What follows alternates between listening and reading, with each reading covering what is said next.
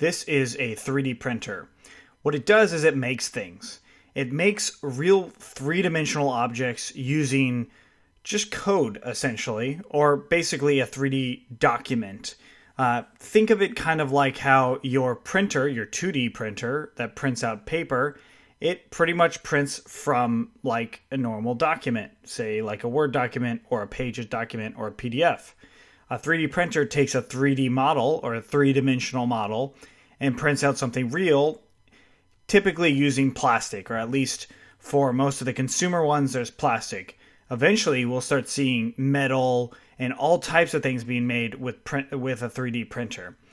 There is already some metal 3D printers out there, so you will start already seeing these things, but for the most people that have a personal 3D printer, they have one that actually prints out in plastic. What you see here is the MakerBot Replicator. This is one of the most popular companies, MakerBot is, for personal 3D printers. Now, there are also large-scale 3D printers that companies use and buy, but those often cost $500,000, where this thing costs only a couple $1,000s, which is a huge cost savings, and the quality of them are pretty close. Now, the $500,000 one is a lot better, but it's only slightly better. Now, a lot better makes, or slightly better makes a huge difference when it comes to making precise tools or objects. So companies that have them for a very good reason. Now, what it does is it layers plastic on top of other plastic. So it melts down some plastic and then layers that plastic. And it works just like how a regular printer does. So if you follow the mouse, it goes left and right, just like a regular printer, right? But only imagine if it went left and right and then up and down, or, well, more specifically, up. So that's what it does, is it layers plastic, it melts it down, and then it goes back and forth and then up. So it does it in a very, very thin layer of plastic, and that next layer of plastic molds with the previous layer, and then it keeps going until it actually makes an object, which in this case is a little bunny. So this is a little bit of a different process than what a CNC machine does. So you may have seen this. CNC machines and 3D printers, for that matter, have been around for a long time. But the CNC machine, what it does is it actually cuts things out, right? So it uses the 3D model as well, but it cuts it out of whatever, like if you put a block of wood down or something like that, it would cut it out of that. So that's subtractive manufacturing, where 3D printing is additive manufacturing. That's another term that they call it. So in this class, what we're going to be doing is talking about just the basics of how to build one of these 3D models. And the huge advantage to 3D printing is, number one, the unit cost. So each one that you produce is fairly inexpensive. Like if you see this right here, as far as the amount of plastic and stuff like that goes, not including the price of the printer, this thing right here might cost 40 cents, maybe 50 cents, maybe $1, versus buying it at the store, it might cost $20 or something like that, or $15. Those are US dollars, of course. And when it comes to doing stuff like that, that allows you to prototype all types of products for way cheaper. Because if you bought this at the store, it's usually done what's called injection molding, which means that they create a mold of this and then they spray plastic into it, and creating the actual mold and machines to do all that it can be a very expensive process. So 3D printers make it a lot less expensive to make your first prototypes, especially for entrepreneurs that want to launch their product, let's say maybe on a crowdfunding site like Kickstarter or Indiegogo. You would be able to actually use a 3D printer to prototype whatever that product's going to be, which is pretty cool. So 3D printers also can make things that don't exist in any other manufacturing capability. Like something like this would be very, very hard to manufacture with injection molding because of the actual properties of how it's done. But a 3D printer can do it. Not all 3D printers, but a 3D printer could do it because it's going layer by layer. And then it also can do some cool different designs like this, where traditional manufacturing, it might not come out as crisp or as solid or nice looking. There's all kinds of that you can check out on MakerBot's Thingiverse, so thingiverse.com. This has all types of 3D printed objects that you can download and actually print on your own and make them at home if you own a 3D printer or by using a 3D printing service.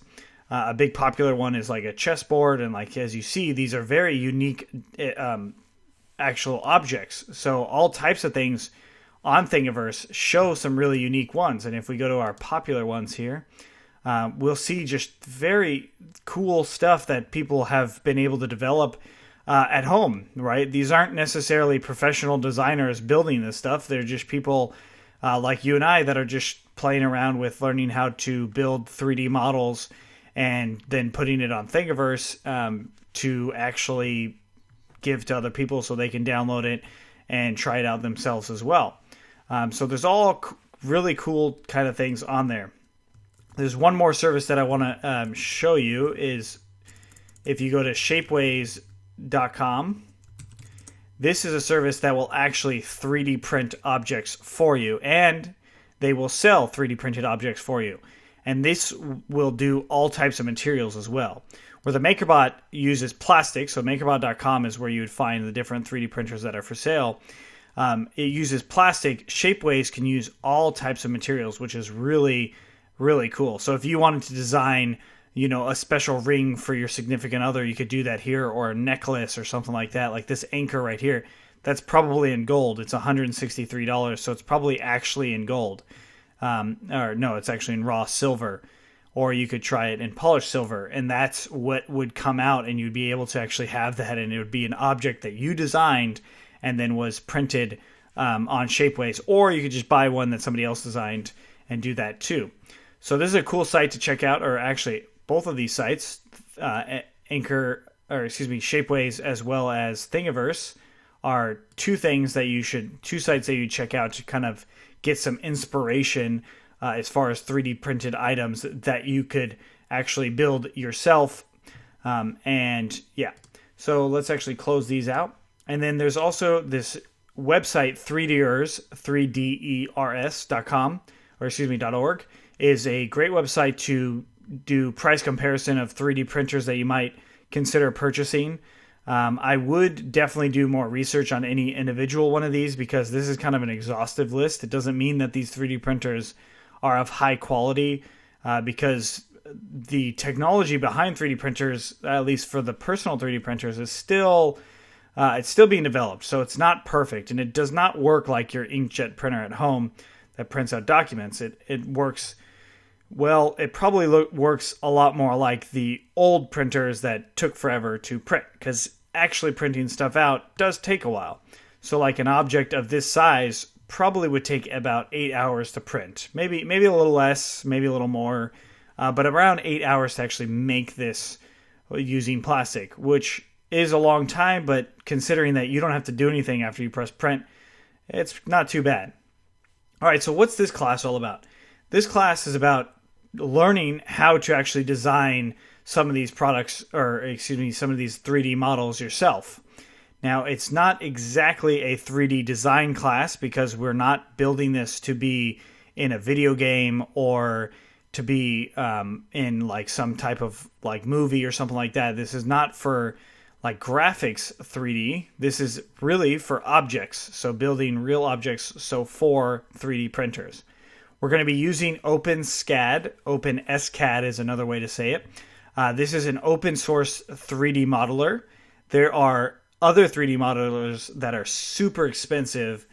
This one is free because it's open source and it uses code. So this is one way to actually do it, is to actually code out how these models will look. So this right here is all code. All that is written in code, and it's created this object here that then could be printed out into a 3D object. And even on Thingiverse.com, you can also go there and see that OpenSCAD is also here. So if we open SCAD, if we search out OpenSCAD, you will also see all types of models that were written in OpenSCAD too, with the code and stuff like that. In some cases, they'll actually give you the code as well in their thing files. So .scad would be what you would see, and then also it gives you the actual code there as well. And all this stuff is growing. It has a growing library and stuff like that.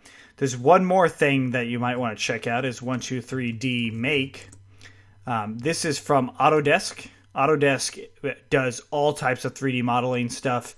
It's probably one of the leaders of building 3D model software and all types of architectural software too. So what 123D Make is a free software for all of the rest of us who want to just build our own app or our own objects and stuff like that using 3D printing technology, and also using cut it out of cardboard type of stuff. So you'd be even able to do some hobby type activities as well. And they have all types of different ways to use it. So we will eventually get into Autodesk 123D, but for now, what we're going to be focusing on is OpenSCAD and just the basics of it, because this is really just a basic introduction to it. If you really enjoy this introduction, please let us know so then we can continue to build more classes around this concept. All right, well, thank you so much, and we will see you in the next one.